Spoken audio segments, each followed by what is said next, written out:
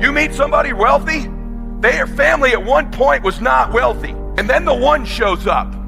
The one. One person changes the family tree forever. In my family, I'm the one. And it wasn't because I wanted it or I hoped for it. I fought for it. I want to win. I want to fight for my family. I want my mom and dad proud of me. I want my kids proud of me. I want me proud of me.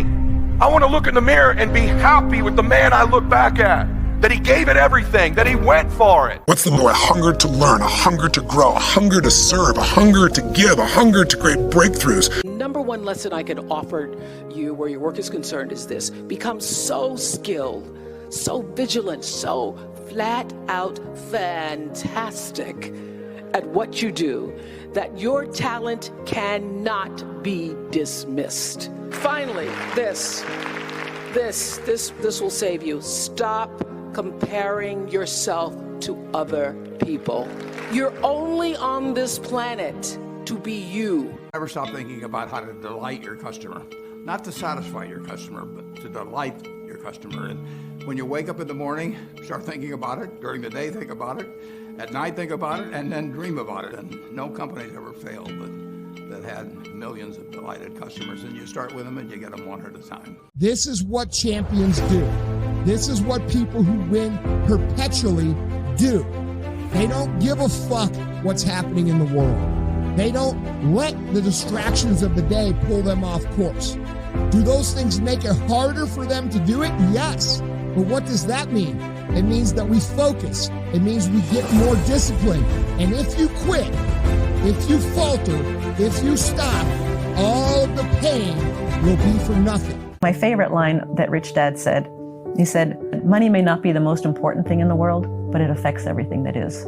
You know, it affects your lifestyle, it affects your health care, it affects your level of education, it affects everything on a day-to-day basis. It affects the food you eat. So it may not be the most important thing, but it does affect everything that is important. Here's how you know if someone's your friend. A, you can tell them bad news and they'll listen. They won't tell you why, you know, you're stupid and why that bad thing happened to you and how something worse happened to them once and, you know, derail the whole conversation. You can actually tell them bad news and they'll listen. So that's a good thing. And then this is a weirder thing. You can tell them good news and they'll help you celebrate. And that's a really good way of deciding who you should have around you. What does school teach you about money? And the answer is nothing. And that's not a mistake. That's not an accident. I knew that. Most people know that. But the way to keep the poor and middle class working hard is never teach them what the rich know. 5 years of building my business I was in. The famous Bruce Wayne. Rachel's told me everything about you. I certainly hope not.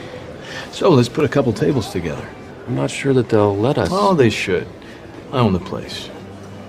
One of my jobs as the leader of Amazon is to encourage people to be bold. It's incredibly hard to get people to take bold bets. If you're going to take bold bets, they're going to be experiments. And if they're experiments, you don't know ahead of time whether they're going to work.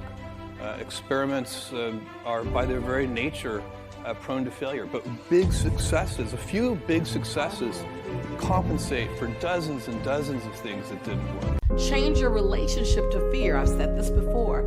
Fear is not the enemy. The feeling of fear is just like any other emotion. Fear is actually informing you.